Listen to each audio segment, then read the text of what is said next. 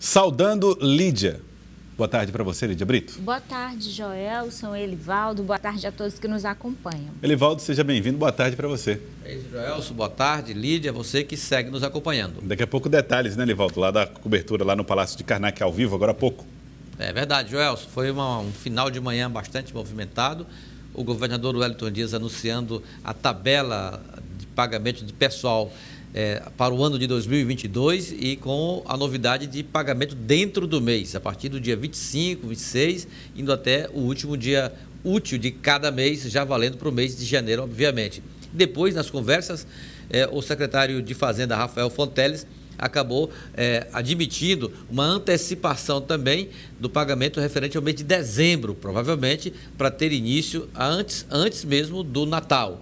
E com relação, Joelson, nós chegamos até a anunciar sobre o que a equipe econômica e administrativa tratou sobre o provável concurso geral no Serviço do Estado. Essa matéria segue em discussão no Palácio do Planalto, no governo do Estado, e a definição se terá ou não fica para os primeiros dias de 2022. Daqui a pouquinho vamos falar a respeito desse assunto, eu, Elivaldo e Lídia.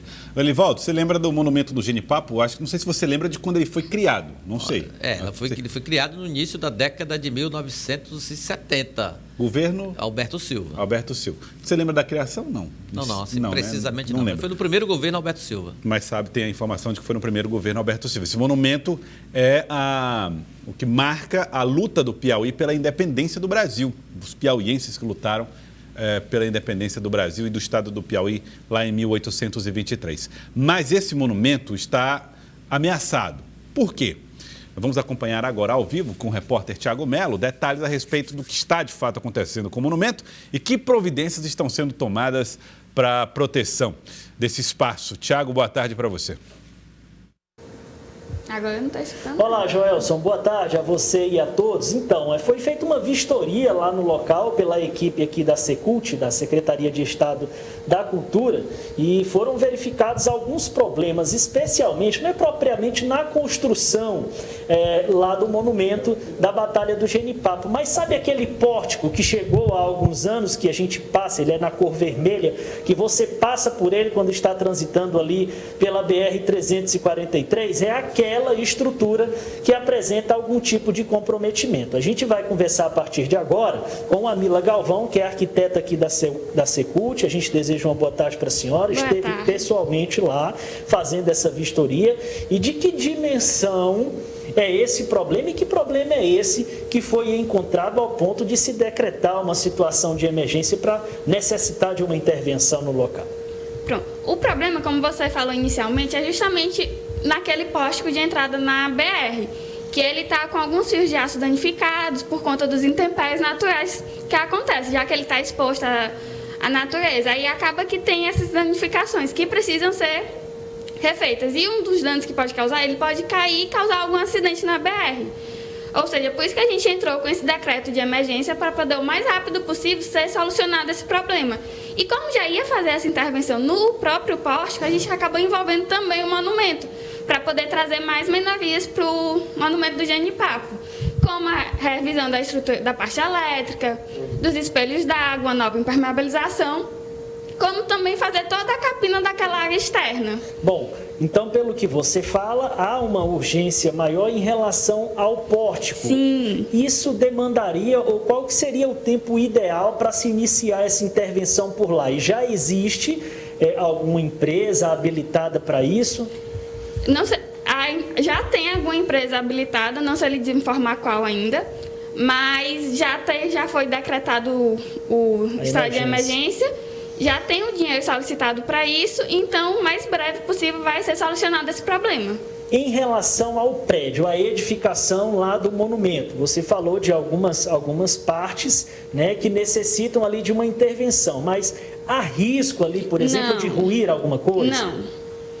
É só manutenção mesmo, rever a instalação elétrica, coisa que todo prédio precisa. Quando você fala, por exemplo, do espelho d'água, o que seria? Que tipo de inconsistência estaria apresentando ali?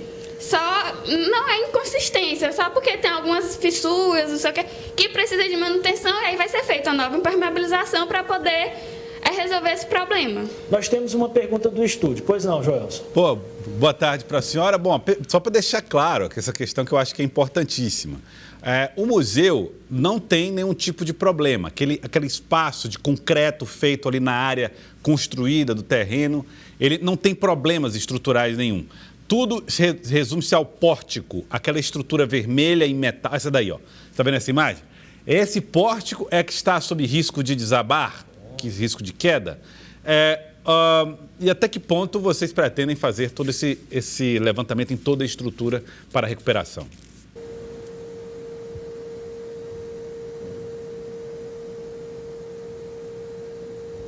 Conseguiu escutar? Bom, vou passar aqui a pergunta para ela, ela não conseguiu escutar, o retorno dela caiu. O Joelson só pede para a gente deixar muito claro à população que, por exemplo, não há risco nenhum de se adentrar a parte da edificação nesse momento. Não, nenhum. E a questão do pórtico, há um risco realmente de desabamento? Não, mas precisa ser feita a manutenção e a recuperação desses cabos de aço. Por isso o pedido de emergência. Qual que seria o tempo ideal para que isso fosse feito? Em quanto tempo? O mais rápido possível. Pronto. Em relação a encerrado o assunto de Campo Maior, cita-se também a situação de outros 2 prédios de responsabilidade do Estado e que necessitam também de intervenção. Um deles é em Piracuruca. Que prédio é esse, em que situação ele está e que providência está sendo adotada? Pronto. O de Piracuruca, sim, encontra-se em um estado que precisa de uma intervenção mais urgente, porque ele, como eu tinha comentado, ele pegou fogo há um tempo atrás, aí ele está sem a cobertura. E a gente sabe, né, que todo prédio que não está com sua cobertura acaba sofrendo muito mais com os intempéries naturais, como a chuva, sol. Aí ele fica exposto e pode vir sim a ruir. Aí por isso que precisa de uma intervenção. Ou seja, é o prédio, como você tinha me perguntado, o prédio do CSU, lá em Piracuruca, que precisa dessa intervenção. E esse está isolado? Sim, não está sendo utilizado, não. O último prédio é? Floriano. O que seria lá e qual a situação? Lá é o terminal turístico de Floriano, que é o estabelecimento rural. E ele está, em relação ao de Piracuruca, em boas condições, está com a cobertura até em estado razoável. As pinturas precisam ser refeitas, né, porque estava um prédio sem uso. E as esquadrias, lá só precisa fazer a questão da manutenção das esquadrias, que precisa ser refeito, pintura e rever também a questão da cobertura, porque é uma cobertura antiga e vai precisar de reparos também. Esse mesmo decreto de emergência possibilita intervenção nesses outros 2 também, Piracuruca e Sim. Floriano? Então já está sendo providenciado? Sim, sim. Tá dos certo. 2. Quero agradecer a Mila, arquiteta aqui da Secult, pelas informações que trouxe ao Jornal do Piauí. Muito obrigado. Obrigada. Joelson. Muito obrigado, Tiago Melo, pelas informações. Muito obrigado, Tiago.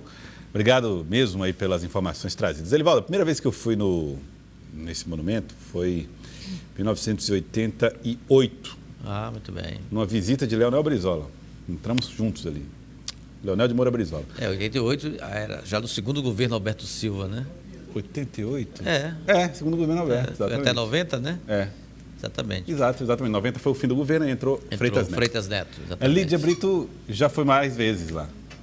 Já acredito que eu já fui umas 3 vezes naquele evento que tem, né, todos os anos ali. Dia 13 de março, né? 13 de março, fazendo cobertura, né? Nunca fui assim para passear, né? Sempre para fazer cobertura. Pois então vamos lá passear, Lídia Brito. Marcar, Você que aliás então. mora no norte. Marca aí a data aí. Uma ida Pronto, vamos. O Elivaldo tinha até me prometido uma ida mesmo para Campo lá. Maior. Vou cobrar ao vivo aqui. Vamos, ainda este ano nós vamos lá, viu?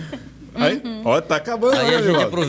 aproveita como uma carne de sol lá em Campo Maior, ou um capote com arroz, que é muito bom. E vamos conhecer um monumento fundado, segundo Elivaldo Barbosa, em 1974. Inaugurado em 1974. Ele foi feito ali nesse período aí do primeiro governo Alberto Silva, entre 70 e 74, e foi inaugurado aí no final do governo 74, um monumento importante, uma referência, eu diria, Joelson, não apenas local.